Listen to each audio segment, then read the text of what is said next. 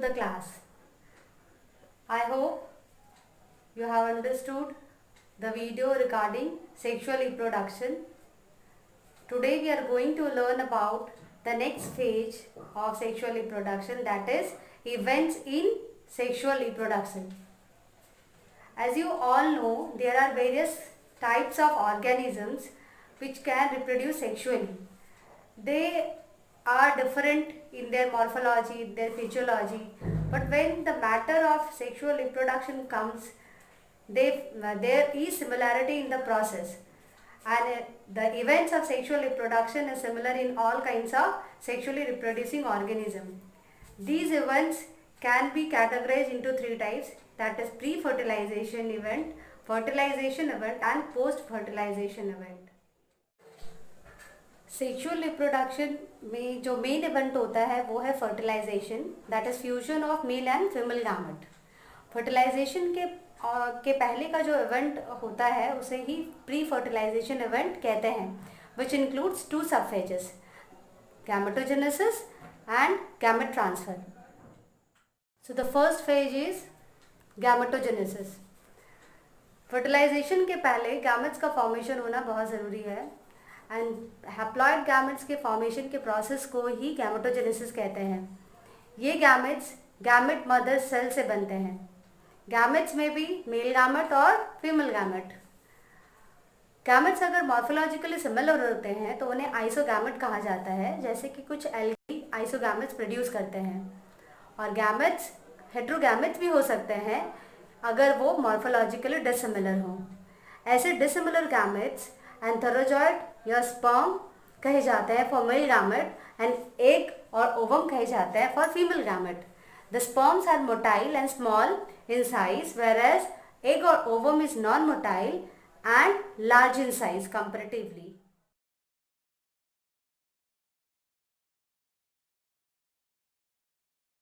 Now we are going to discuss sexuality in organisms. जैसा कि आप लोगों ने सेक्सुअल रिप्रोडक्शन वाले वीडियो में पढ़ा था कि sexually reproducing organisms either different individuals male female gamete बनाते हैं या सेम इंडिविजुअल भी मेल फीमेल गैमेट बनाते हैं, and accordingly these individuals are called as unisexual और bisexual organisms. The unisexual organism is also known as dioecious heterothallic organisms. मतलब ये ऐसे इंडिविजुअल्स हैं जिसमें ऐसे ऑर्गेनिजम्स हैं जिसमें सेपरेट इंडिविजुअल्स मेल और फीमेल गैमेट बनाते हैं. और बाइसेक्सुअल ऑर्गेनिजम्स को मोनोएसियस, होमोथैलिक या हर्माफ्रोडाइट ऑर्गेनिजम्स भी कहते हैं, जिसमें एक ही इंडिविजुअल बोथ मेल और फीमेल गैमेट को प्रोड्यूस करता है.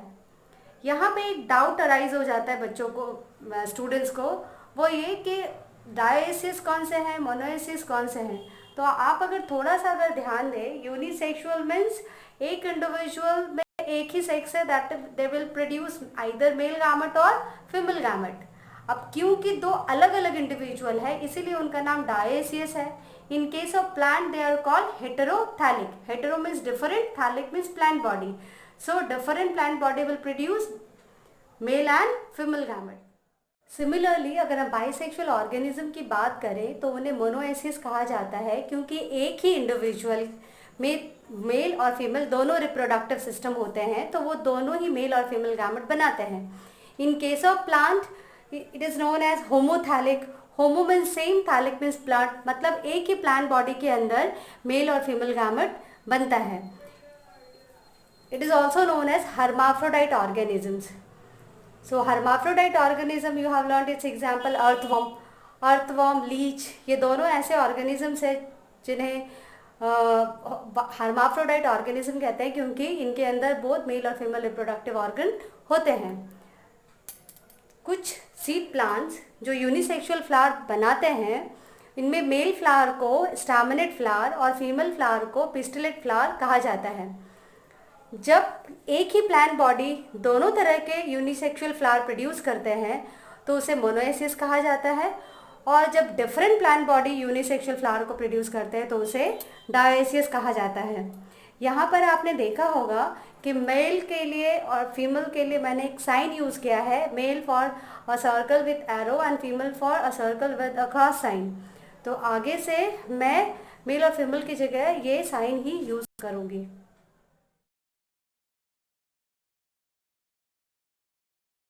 अभी हम लोग पढ़ेंगे कि गैमेट का फॉर्मेशन के वक्त कौन सा सेल डिवीजन फॉलो होता है।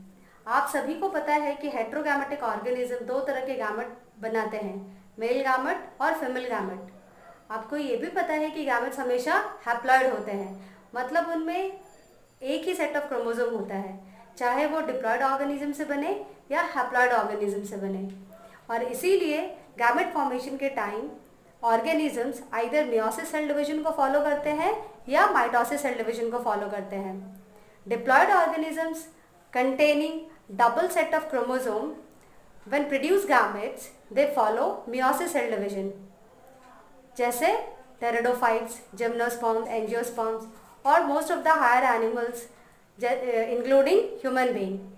मतलब कि डिप्लॉयड ऑर्गेनिज्म हैप्लॉइड गैमेट्स बनाने के लिए मियोसिस सेल डिवीजन को फॉलो करते हैं, पर haploid organisms containing one set of chromosome जब हैप्लॉइड गैमेट बनाते हैं तो वो माइटोसिस सेल डिवीजन को फॉलो करते हैं। और इस तरह का सेल डिवीजन गैमेट फॉर्मेशन के टाइम मोनेरा, फंगी, एल्गी और ब्रायोफाइट्स में होता है। In diploid organisms specialized cells undergoing meiosis are called meiocyte, that is gamete mother cell. यानी कि डिप्लॉयड ऑर्गेनिजम्स में मियोसिस सेल डिवीजन के थ्रू गैमेट का फॉर्मेशन जिन स्पेशलाइज्ड सेल से होता है उन सेल को ही मियोसाइट या गैमेट मदर सेल कहा जाता है। नाम से ही पता चल रहा है गैमेट मदर सेल का मतलब वो सेल जिससे गैमेट का फॉर्मेशन होता है। मियोसिस के अंत में सिर्फ एक ही set of chromosome each gamete में इनकॉर्पोरेट होते हैं और इसीलिए उनका क्रोमोसोम नंबर हैप्लॉइड यानी कि n होता है, जबकि डिप्लॉयड ऑर्गेनिज्म के मियोसाइट में क्रोमोसोम का नंबर 2n यानी डिप्लॉयड होता है। अगर हम एक एग्जाम्पल देखें ह्यूमन बीइंग का, तो आप सभी को पता है कि ह्यूमन बीइंग में क्रोमोसोम की संख्या 46 होती है, जबकि उनके गैमेट्स में क्रोमोसोम की संख्या 23 होती है। अभी हम आपके टेक्स्ट बुक के में जो चार्ट दिया हुआ है उस चार्ट में देखेंगे और आप सभी इस चार्ट को फिल करने की कोशिश करेंगे।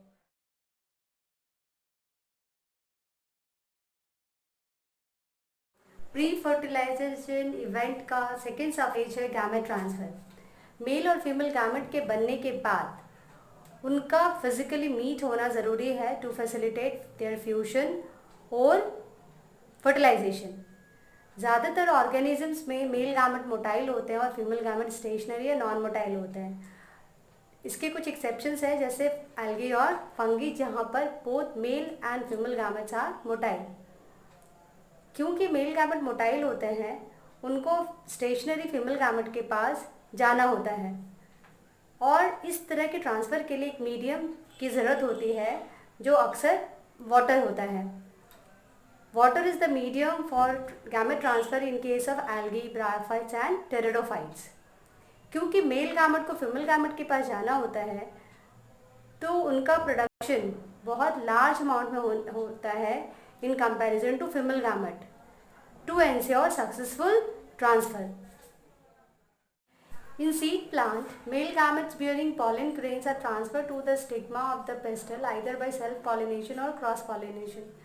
आप जैसे कि डायग्राम में देख सकते हैं, एक तरफ स्टैमेन है, दूसरी तरफ पिस्टिल है। स्टैमेन के एंथर के अंदर पॉलन ग्रेन का फॉर्मेशन होता है जो कि पॉलिनेशन प्रोसेस के जरिए पिस्टिल के स्टिग्मा पर पहुंचता है। अगर ये बाइसेक्सुअल फ्लावर है तो किसी एजेंट की ज़रूरत नहीं पड़ती है पॉलिनेशन में, क्योंकि एंथर और स्टिग्मा दोनों बहुत क्लोजली प्लेस्ड होते हैं।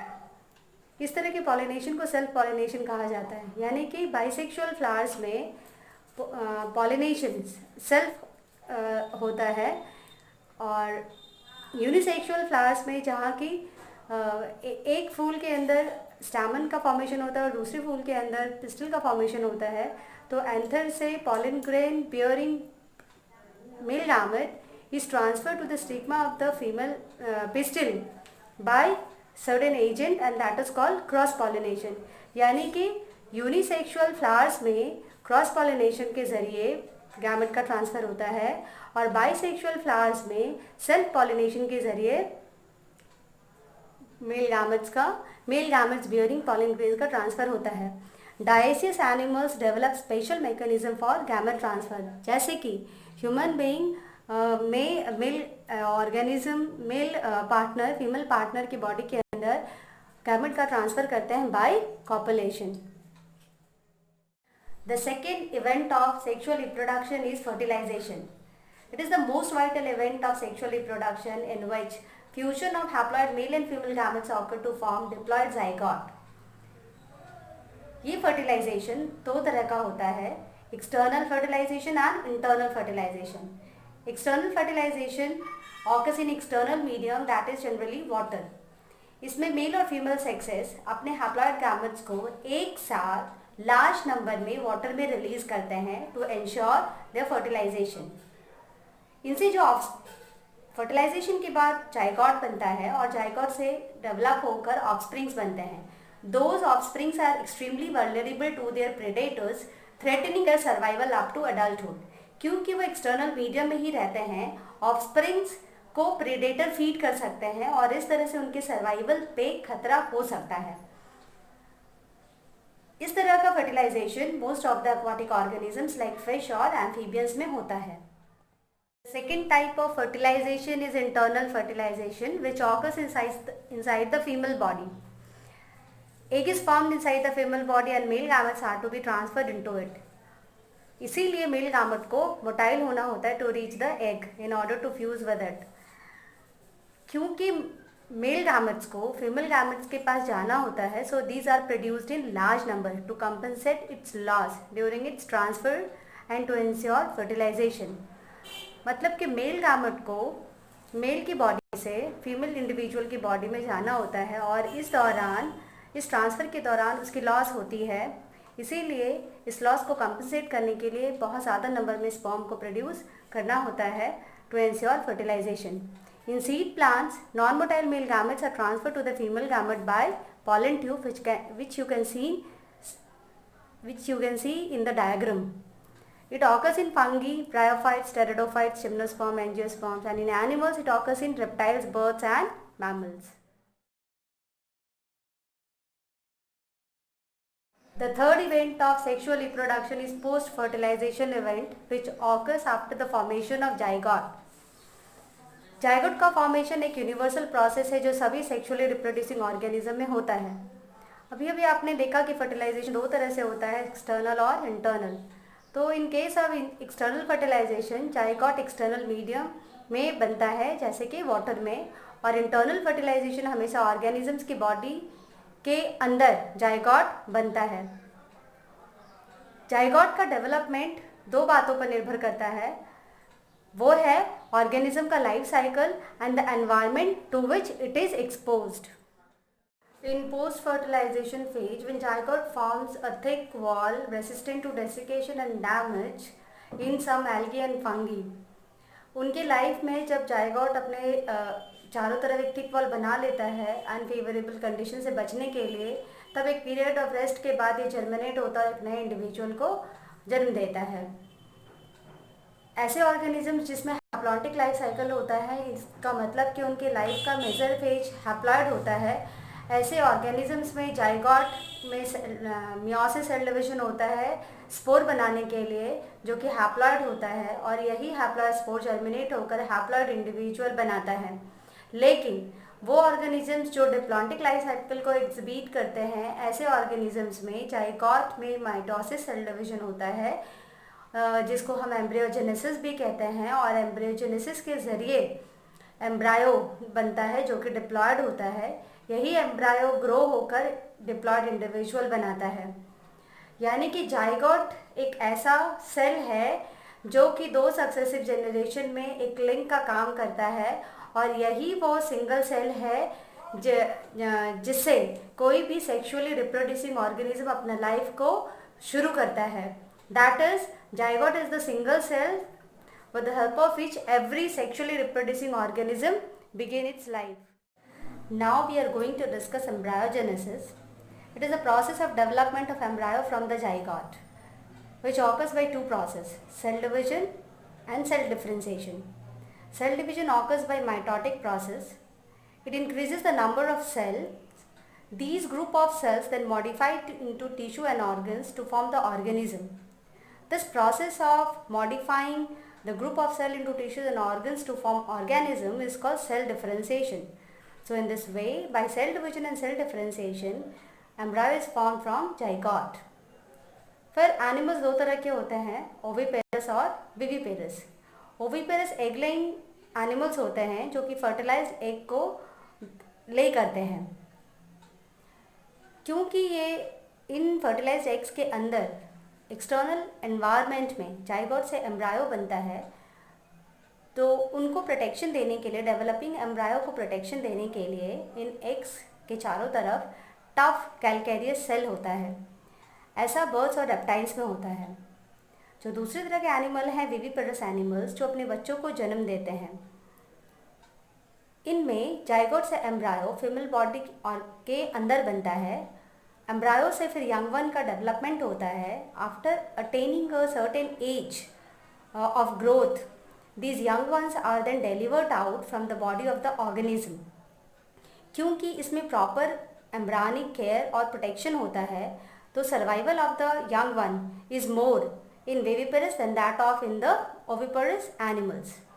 विविपेरस एनिमल्स का एग्जाम्पल है मैमल्स, लेकिन प्लैटिपस और एकिडना ऐसे मैमल हैं जो एग लेइंग होते हैं. In flowering plant the zygote is formed inside the ovule with in the ovary. जैसे कि आप डायग्राम में देख रहे हो, एक कार्पेल का डायग्राम है जिसके सबसे नीचे वाले पार्ट में ओवरी है. ओवरी के अंदर ही ओव्यूल रहता है जिसके अंदर एग होता है.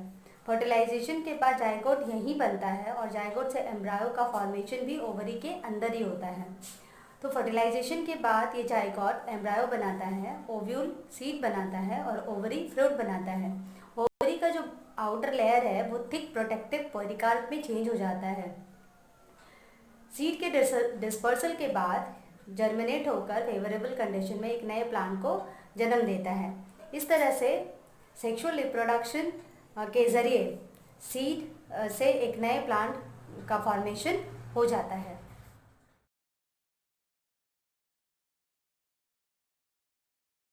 इस तरह से हमने देखा कि सेक्सुअली रिप्रोड्यूसिंग ऑर्गेनिज्म के रिप्रोडक्टिव फेज में कौन कौन से इवेंट्स होते हैं और उन इवेंट्स के ज़रिए किस तरह से ऑर्गेनिज्म का फॉर्मेशन होता है. That is by formation and fusion of gametes leading to the formation of zygote. The sexual reproduction occurs in sexually reproducing organisms. लेकिन कुछ ऐसे भी organisms होते हैं जिनमें फीमेल गैमेट डायरेक्टली एक न्यू ऑर्गेनिज्म को फॉर्म करता है without undergoing fertilization. And such process of formation of new organism by the development of female gamete without the fertilization is known as parthenogenesis. This is very important topic to come in questions. It generally occurs in rotifers, male drones of honeybees, some lizards and some birds like turkey. तो आज का ये video यहीं पे ख़त्म होता है. I hope you all understood the video. You must go through the textbook. यहीं पे ये रिप्रोडक्शन इन ऑर्गेनिज्म चैप्टर भी ख़त्म होता है. अगले वीडियो में हम सेकंड चैप्टर के बारे में डिस्कस करेंगे. Till then keep revising.